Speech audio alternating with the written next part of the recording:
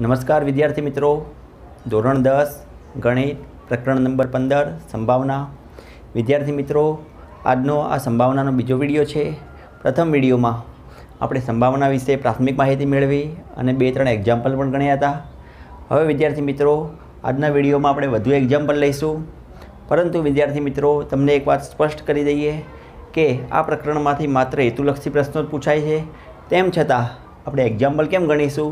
કેમ કે જો આપણને એક્ઝામ્પલમાં સમજ સારી હશે તે ઉપરથી કોઈ હેતુલક્ષી પ્રશ્ન આવે તો આપણને સોલ્વ કરવામાં તકલીફ પડશે નહીં।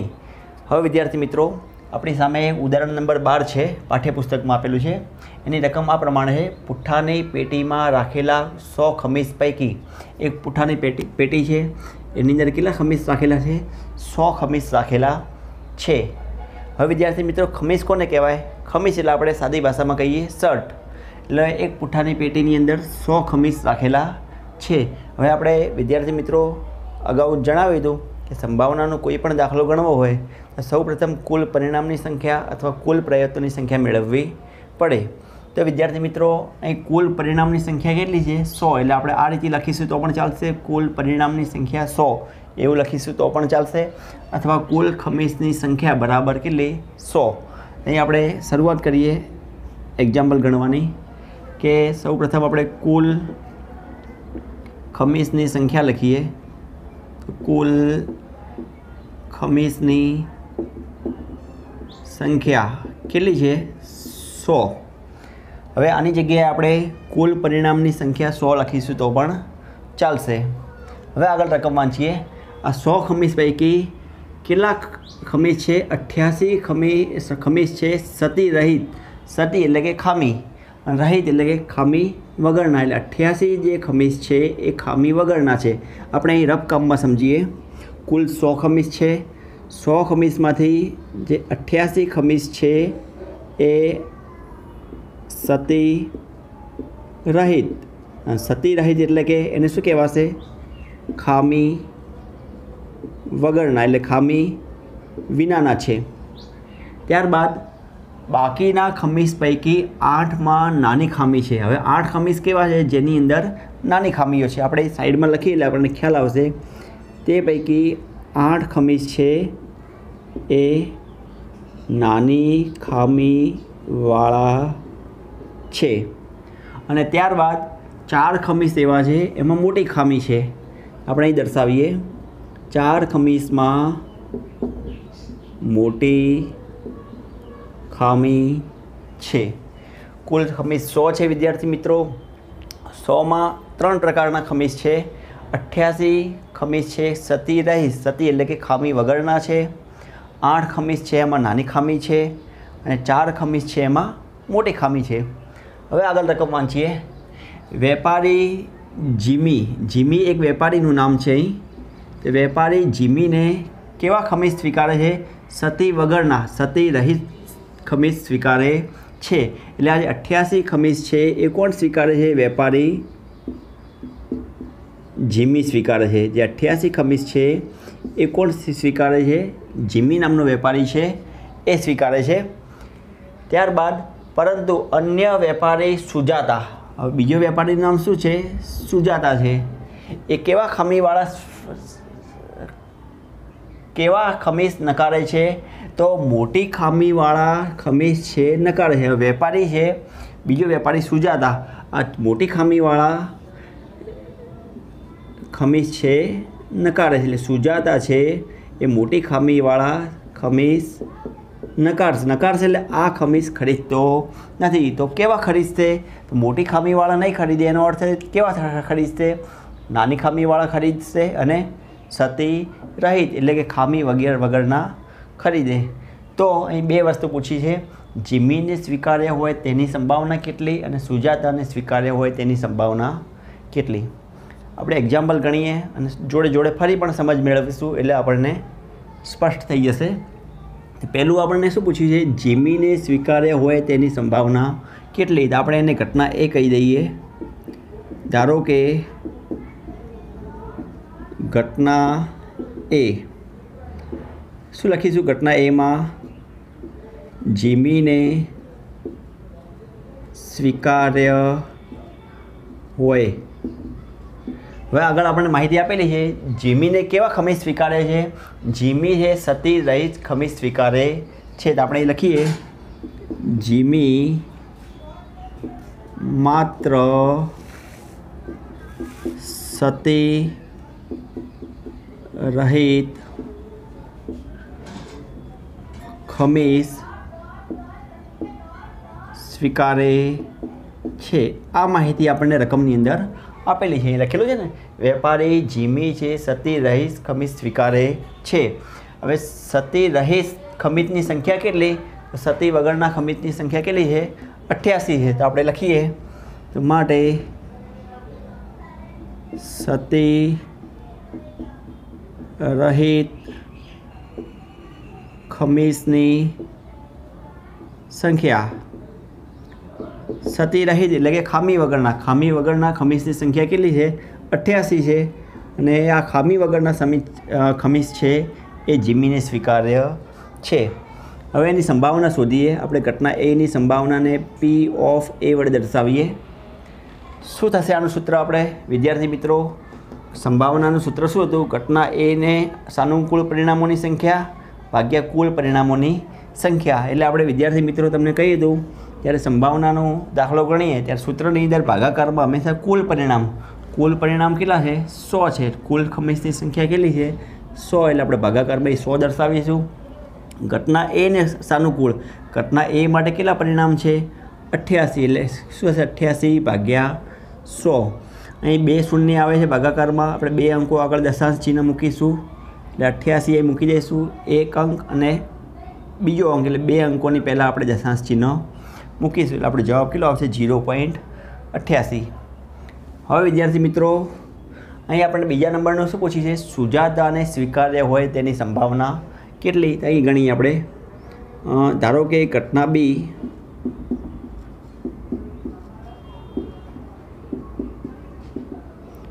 સુજાતાને, બીજો વેપારીનું નામ શું છે? સુજાતાને સ્વીકાર્ય હોય। હવે સુજાતા માટે આપણને રકમમાં શું માહિતી આપેલી? સુજાતા માત્ર મોટી ખામીવાળા ખમીજ નકારે એટલે ખરીદતા નથી। એટલે સુજાતા જે વેપારી છે મોટી ખામીવાળા ખમીજ છે ખરીદતા નથી। તો કેવા ખમીજ ખરીદ છે? તો નાની ખામીવાળા અને સતી રહિત। આપણે લખીએ, અહીં શબ્દ લખીએ સુજાતા મોટી ખામીવાળા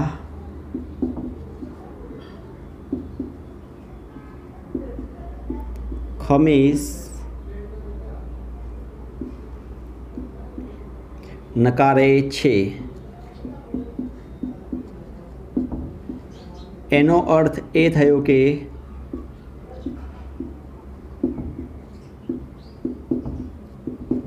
સુજાતા મોટી ખામીવાળા નકારે તો કેવા ખરીદશે? નાની ખામીવાળા અને સતી રહિત। સુજાતા સતી રહિત અને નાની ખામીવાળા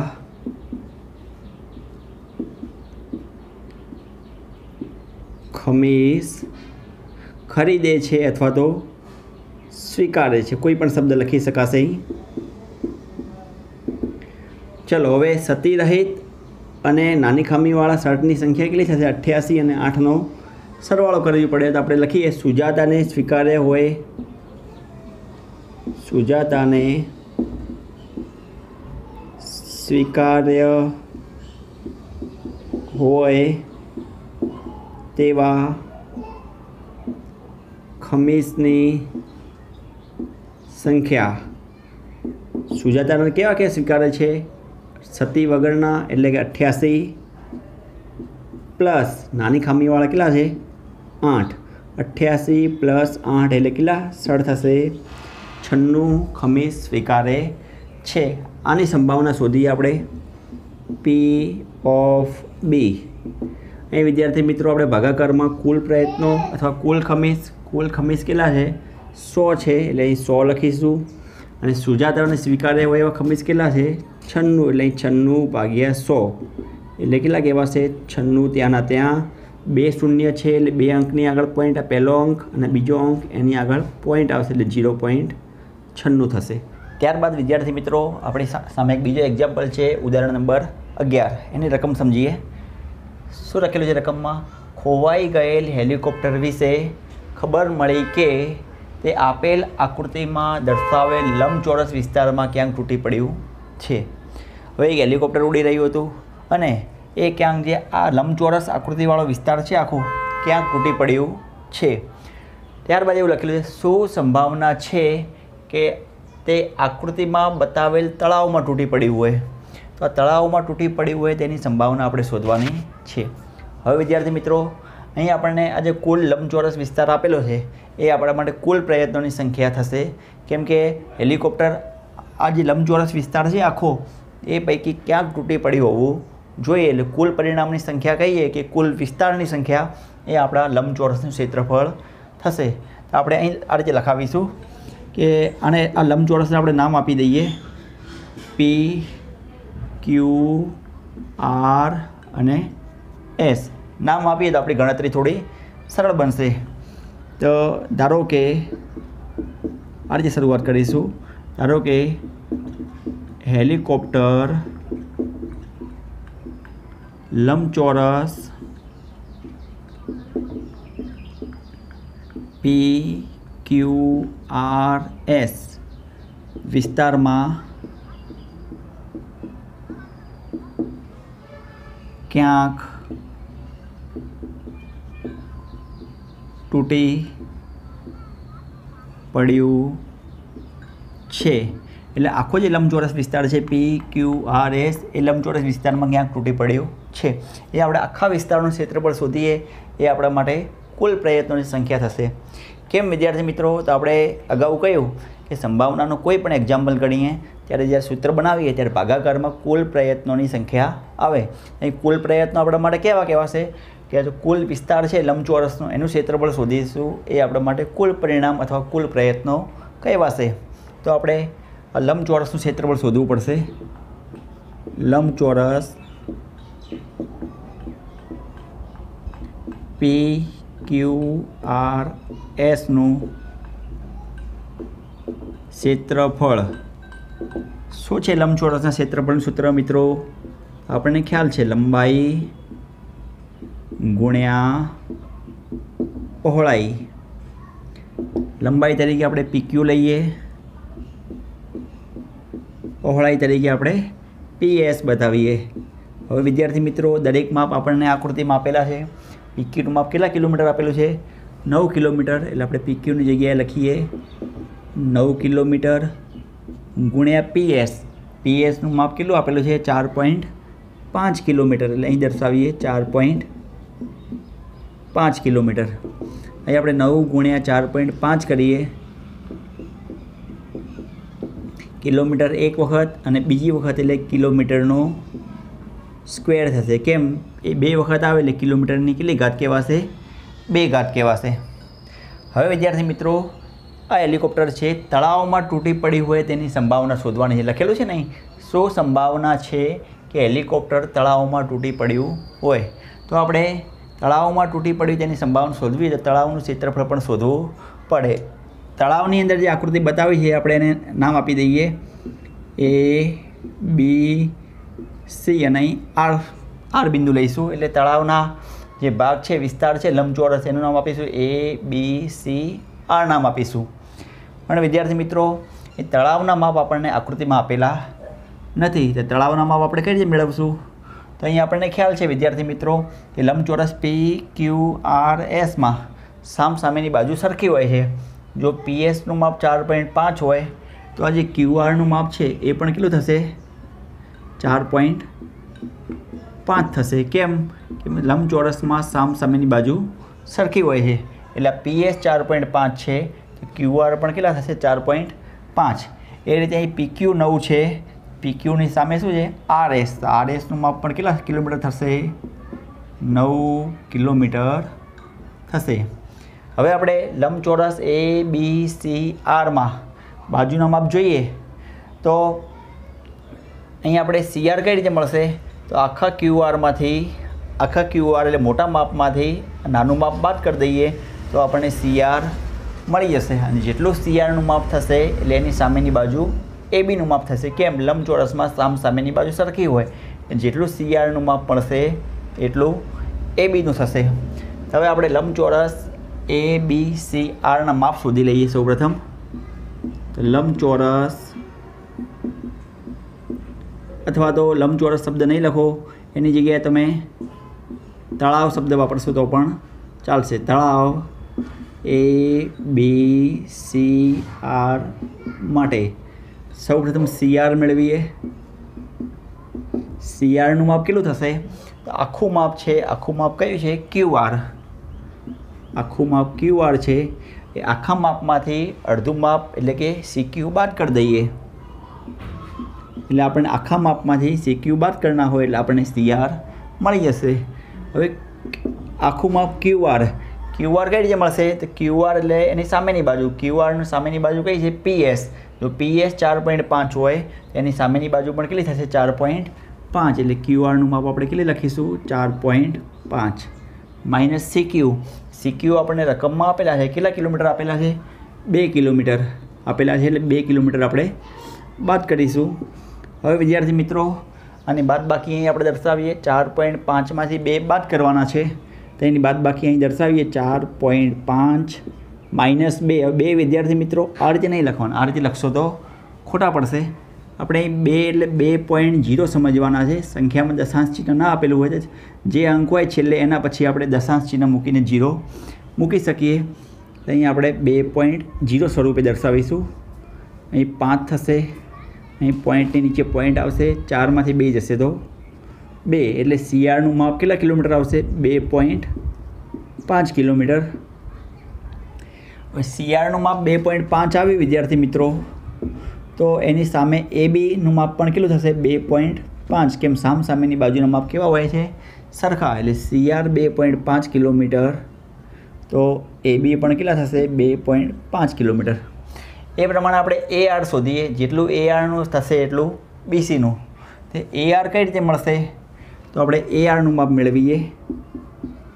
ARનું માપ કઈ રીતે મળશે? તો આખા SRમાંથી અડધું AS બાદ કરી દઈએ. તો SRમાંથી AS બાદ કરવાનું. અહીં વિદ્યાર્થી મિત્રો યાદ કરીએ રાખશો, ત્યારે આખી લંબાઈ હોય એ આપેલી હોય. આખી લંબાઈ આપણને કેટલી છે? 9 કિલોમીટર. એમાંથી એક અડધી લંબાઈ બાદ કરી દો તો બીજી અડધી લંબાઈ, અડધી હોય કે એનાથી જે બીજો ભાગ હોય એ લંબાઈ આપણને મળી જશે. એટલે બાદ હંમેશા સામાન્ય કરવાની. મોટી લંબાઈ એટલે કે આખી લંબાઈમાંથી નાની લંબાઈ બાદ કરો એટલે બીજી જે નાની લંબાઈ છે એ આપણને મળી જશે. એ પ્રમાણે આપણે AR મેળવવાનું હતું. તો AR મેળવવા માટે આખી લંબાઈ કઈ છે? SR. SRમાંથી શું બાદ કરીશું? AS બાદ કરીશું. ચલો SRનું માપ કઈ રીતે આવશે? તો SRનું માપ આપણને PQ ઉપરથી મળશે. કેમ? લંબચોરસમાં સામેની બાજુનો માપ સરખા હોય. PQ 9 છે તો SR પણ કેટલા થશે? 9 થશે. એટલે આપણે SRની જગ્યાએ 9 દર્શાવીશું માઇનસ AS. હવે AS આપણને રકમમાં દર્શાવેલા કેટલા કિલોમીટર છે? 6 કિલોમીટર. 9 કિલોમીટરમાંથી 6 જશે એટલે કેટલા હશે? 9માંથી 6 જશે તો 3 કિલોમીટર. એટલે ARનું માપ આપણને કેટલું મળે છે? 3 કિલોમીટર. જો AR 3 હોય તેની સામેની બાજુ BCનું માપ પણ કેટલા કિલોમીટર થશે? 3 કિલોમીટર. કેમ? સામેની બાજુના માપ સરખા હોય છે. હવે આપણે લંબચોરસ ABCRનું ક્ષેત્રફળ શોધીએ. લંબચોરસ એટલે કે તળાવનું. લંબચોરસ ABCR આપણા માટે શું છે? તળાવનું. તો અહીં લખીએ તળાવનું ક્ષેત્રફળ.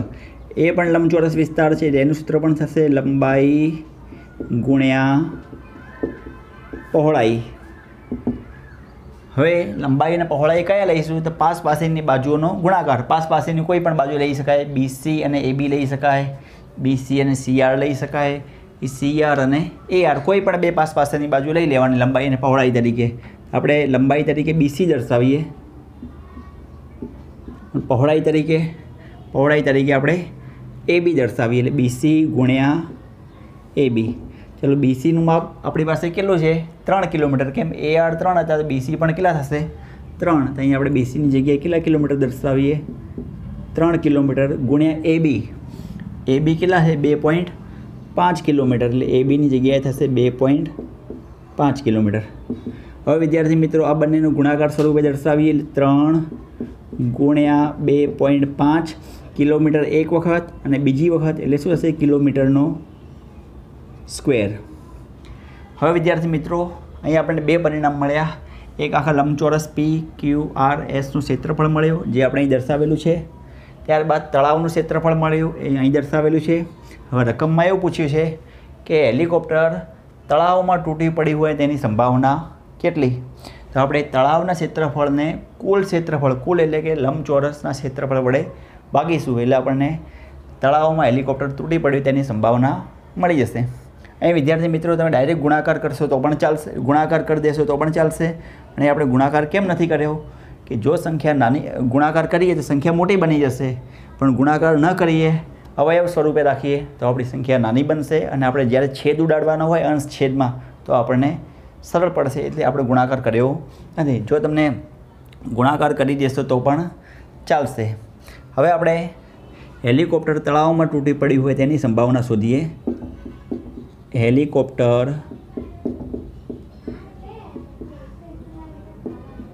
તળાવમાં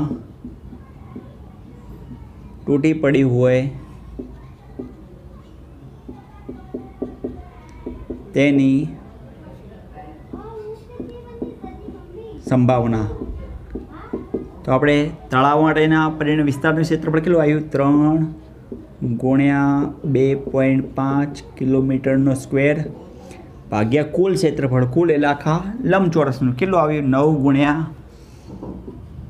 4.5 કિલોમીટરનો સ્ક્વેર. હવે વિદ્યાર્થી મિત્રો આપણે જોઈ શકીએ જો આ રીતને આપણું પરિણામ બને એટલે આપણે છેદ ઉડાડવામાં સરળતા પડશે.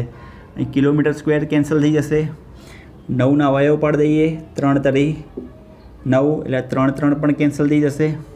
તો અહીં વિદ્યાર્થી મિત્રો શું બાકી રહેશે અહીં આપણે દર્શાવીએ 2.5 ભાગાકારમાં 3 ગુણ્યા 4.5 એની ગણતરી આપણે અહીં ઉપર દર્શાવીએ છીએ વિદ્યાર્થી મિત્રો.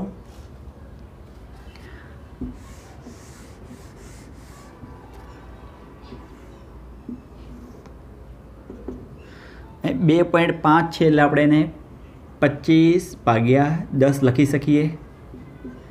પછી આ 3 ત્યાંના ત્યાં.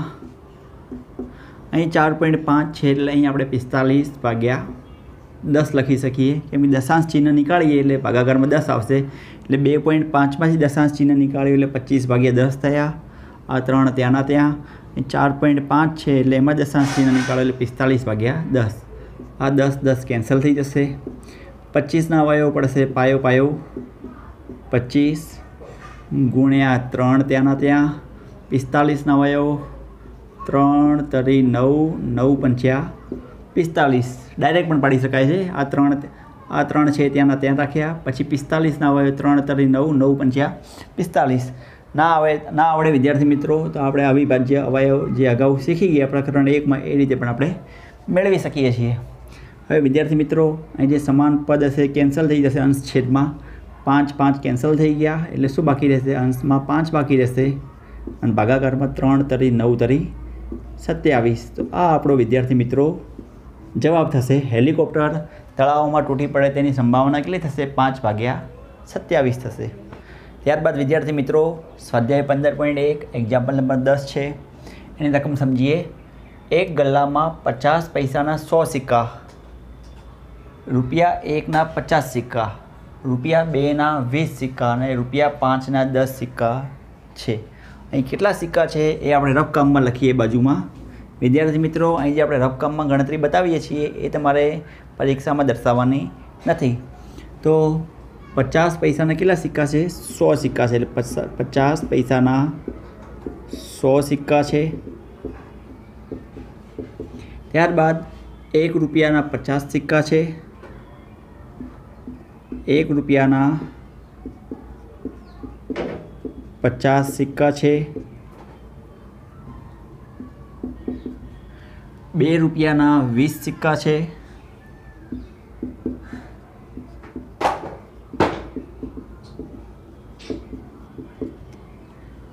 અને રૂપિયા 5ના કેટલા સિક્કા છે?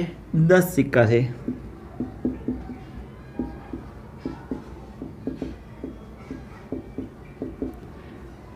હવે વિદ્યાર્થી મિત્રો આપણે સૌપ્રથમ કુલ પરિણામની સંખ્યા એટલે કુલ સિક્કાની સંખ્યા શોધી લઈએ આપણે, પછી ગણતરીની શરૂઆત કરીએ।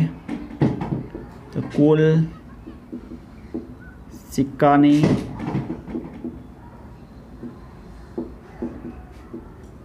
સંખ્યા કેટલી થશે? 100 + 50 + 20 + 10 એ બધાનો આપણે સરવાળો બતાવવો પડશે। 100 + 50 + 20 + 10 એ સરવાળો કરીશું તો આપણને 100 + 50 એટલે 150, 150 ને 20 170, 170 ને 10 180 સિક્કા મળશે। તો આપણા માટે કુલ સિક્કાની સંખ્યા અથવા કુલ પ્રયત્નોની સંખ્યા થશે। હવે આ એક્ઝામ્પલમાં આપણે જેટલી પણ સંભાવના શોધીએ એની અંદર ભાગાકારમાં કુલ સિક્કાની સંખ્યા કેટલી બતાવવાની? 180। હવે આપણે કોને કોને સંભાવના શોધવાની છે? જ્યારે આ ગલ્લાને ઊંધો કરવામાં આવે તો ગલ્લામાંથી કોઈ એક સિક્કો બહાર પડે તે સમસંભાવી હોય તો સિક્કો 50 પૈસાનો હોય તેની સંભાવના શોધવાની છે, અને ₹5નો નહીં હોય તેની સંભાવના શોધવાની છે। પહેલાં આપણે 50 પૈસાનો સિક્કો હોય તેની સંભાવના શોધીએ। પરિણામ નંબર 1ની ગણતરી કરીએ। ધારો કે ઘટના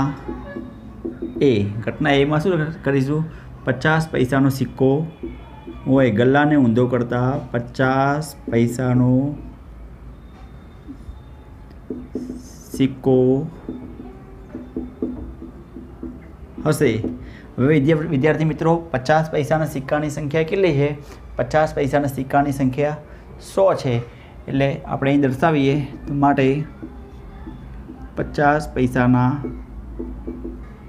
સિક્કાની સંખ્યા બરાબર 100। અહીં 50p એટલે આપણા માટે પૈસા સમજવાનું છે, પીને પૈસા તરીકે સમજવાનું છે।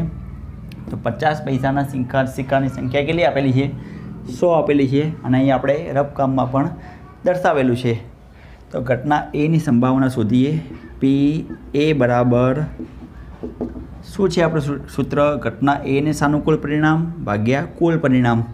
ઘટના એ એટલે 50 પૈસાના સિક્કા માટે કેટલા પરિણામ છે? 100 ભાગ્યા કુલ પરિણામ કેટલા છે? 180। અહીં અંશ અને છેદમાંથી 0 0 કેન્સલ થઈ જશે। 10ના અવયવ પાડો, 2 પંચ્યા 10 થશે, અને 18ના અવયવો 2 નવા 18 થશે, 2 2 કેન્સલ થઈ જશે, એટલે કેટલો આવશે જવાબ? 5/9 આ આપણો જવાબ થશે। અહીં વિદ્યાર્થી મિત્રો ભાગાકાર કરીને તમે આગળ ગણતરી દર્શાવી શકો છો, આટલા સુધી લખશો તો પણ ચાલશે। ત્યારબાદ વિદ્યાર્થી મિત્રો આપણે બીજી ગણતરી કરીએ। બીજા નંબરમાં આપણને શું પૂછ્યું છે? ₹5નો સિક્કો નહીં હોય તેની સંભાવના કેટલી? લખીએ। ધારો કે ઘટના B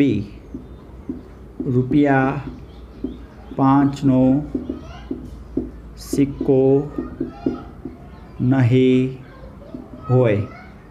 હવે વિદ્યાર્થી મિત્રો ગલ્લામાં 4 પ્રકારના સિક્કા છે, 50 પૈસાના, 1 રૂપિયાના, 2 રૂપિયાના અને 5 રૂપિયાના। એમાંથી 5 રૂપિયાનો સિક્કો ન હોય તેની સંભાવના। 5 રૂપિયાનો ન હોય એનો અર્થ 5 રૂપિયાવાળા સિક્કાને આપણે ધ્યાનમાં લેવાના નથી। તો કયો સિક્કો હોઈ શકે? 5 રૂપિયાનો ન હોય તો 5 રૂપિયાનો ન હોય તો 2 રૂપિયાનો હોઈ શકે, 1 રૂપિયાનો હોઈ શકે, અથવા તો 50 પૈસાનો સિક્કો હોઈ શકે। તો એ ત્રણેયનો આપણે સરવાળો કરવો પડે। તો અહીં આપણે ડાયરેક્ટ લખીશું તો પણ ચાલશે, અથવા તો પછી થોડી સમજ લખીએ। ₹5નો સિક્કો નહીં હોય એનો અર્થ એ થયો કે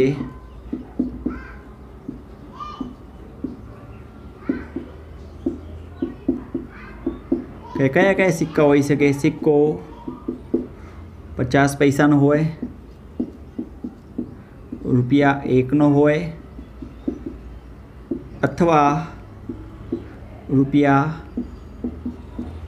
₹2નો હોય। હવે આપણે કોનો સરવાળો કરીશું? 50 પૈસાના સિક્કાની સંખ્યા, 1 રૂપિયાના સિક્કાની સંખ્યા અને 2 રૂપિયા સિક્કાના સંખ્યાની સરવાળો કરીશું.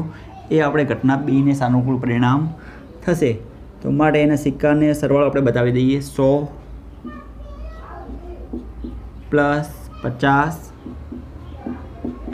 પ્લસ 20 એટલે કેટલા થશે? 100 પ્લસ 50 એટલે 150. 150માં 20 ઉમેરીએ એટલે 170. એટલે ઘટના બી માટે પરિણામ કેટલા થશે? 170 થશે. તો ઘટના બીની સંભાવના PB. ઘટના બીને સાનુકૂળ પરિણામ કેટલા મળે છે? 170. ભાગાકારમાં કુલ પરિણામ કેટલા છે? 180 થશે. આ 0 0 કેન્સલ થઈ જશે એટલે અહીં 17/18 આપણો જવાબ થશે. ત્યારબાદ વિદ્યાર્થી મિત્રો આપણે એક બીજો એક્ઝામ્પલ લઈએ. સ્વાધ્યાય 15.1નો એક્ઝામ્પલ નંબર 12. રકમ એની સમજીએ. તકની એક રમતમાં એક ગોળ ફરતું એક તીર છે. તે 1 2 3 4 5 6 7 અને 8માંથી કોઈ એક સંખ્યા પાસે નિર્દેશ કરતું અટકે છે. તો આ પરિણામો સમસંભાવી છે. અહીં આપણને વિદ્યાર્થી મિત્રો એક તકની રમતની અંદર ગોળ ફરતું તીર છે. એની અંદર 8 અંકો બતાવેલા છે. 1 2 3 4 5 6 7 અને 8. અને એની અંદર તીર છે. એ તીર 8 અંકો પૈકી ગમે તે એક અંક ઉપર સ્થિર થાય છે. એની અંદર અલગ અલગ ઘટનાઓની સંભાવના શોધવાની છે. અહીં આપણે તો ડાયરેક્ટ દર્શાવવાનો પ્રયત્ન કર્યો છે. તો એ કુલ પરિણામની સંખ્યા કેટલી થશે? 8 થશે. 1 2 3 4 5 6 7 અને 8. એટલે આપણે શરૂઆત લખીએ કે તકની રમતમાં કુલ પરિણામની સંખ્યા 8 છે. વિદ્યાર્થી મિત્રો આની રકમ પાઠ્યપુસ્તકમાં આપેલી છે એટલે તમે પાઠ્યપુસ્તક સાથે રાખજો અને પછી આ એક્ઝામ્પલને સમજવાનો પ્રયત્ન કરજો. જેમ કે વિડીયો વધારે લાંબો ન બની જાય અને રકમ લાંબી હોવાથી આપણે એને ડાયરેક્ટ દર્શાવવાનો પ્રયત્ન કર્યો છે. તો સૌપ્રથમ પાઠ્યપુસ્તકમાં શું પૂછ્યું છે? તીર 8 તરફ નિર્દેશ કરે છે તેની સંભાવના કેટલી? તો સૌપ્રથમ આપણે એને ઘટના એ કહી દઈએ. તો તીર 8 તરફ. હવે આ તકની રમત છે એની અંદર 8 કેટલી વખત છે? 8 એક જ વખત છે. માટે ઘટના એને સાનુકૂળ પરિણામ કેટલા થશે? 1 થશે. શું લખેલું? તીર 8 તરફ. 8 કેટલી વખત છે? 8 એક જ વખત છે આની અંદર. એટલે એના માટે પરિણામની સંખ્યા કેટલી આવશે? 1 આવશે. તો આપણે લખીએ ઘટના એને સાનુકૂળ પરિણામની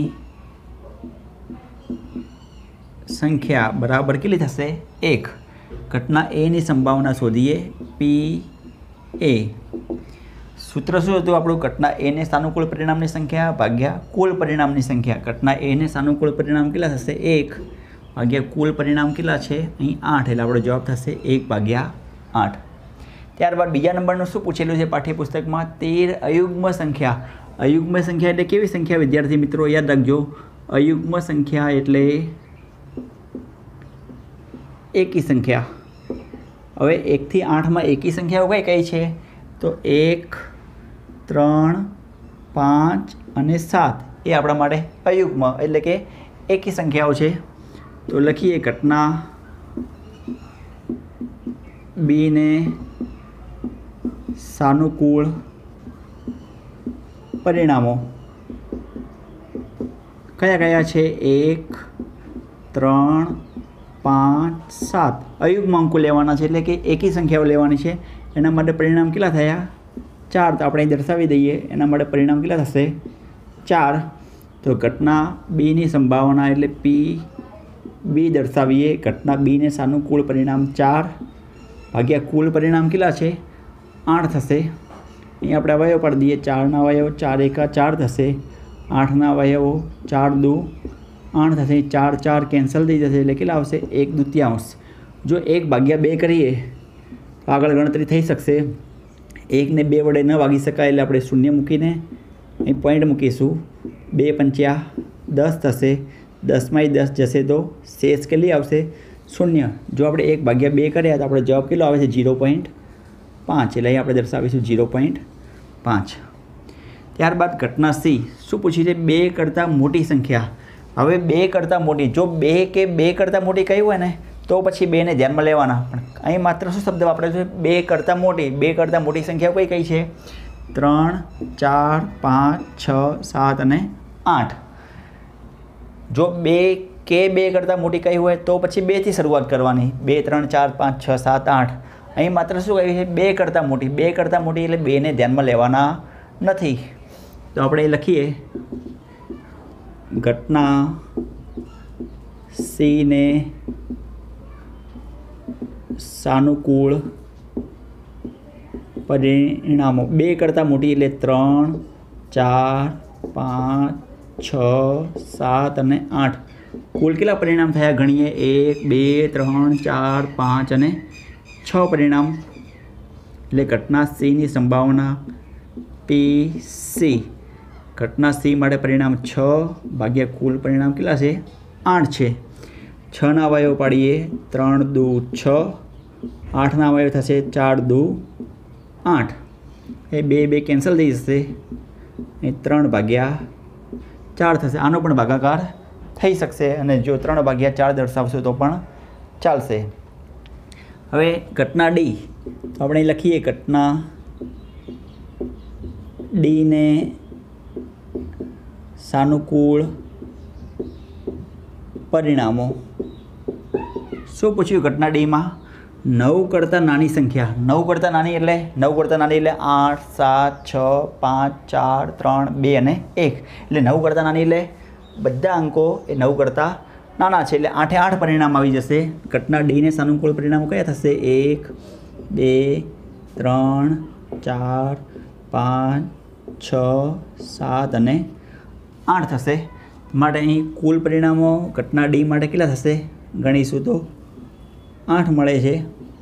તો ઘટના ડીની સંભાવના એટલે PD થશે. ઘટના ડીને સાનુકૂળ પરિણામ 8 ભાગ્યા કુલ પરિણામ. કુલ પરિણામ પણ કેટલા છે? અહીં 8 છે. અહીં 8 8 કેન્સલ થઈ જશે એટલે જવાબ કેટલો આવશે? 1 આવશે. અને જ્યારે જવાબ 1 મળે ત્યારે એ ઘટના કેવી ઘટના કહેવાશે? ચોક્કસ ઘટના કહેવાશે.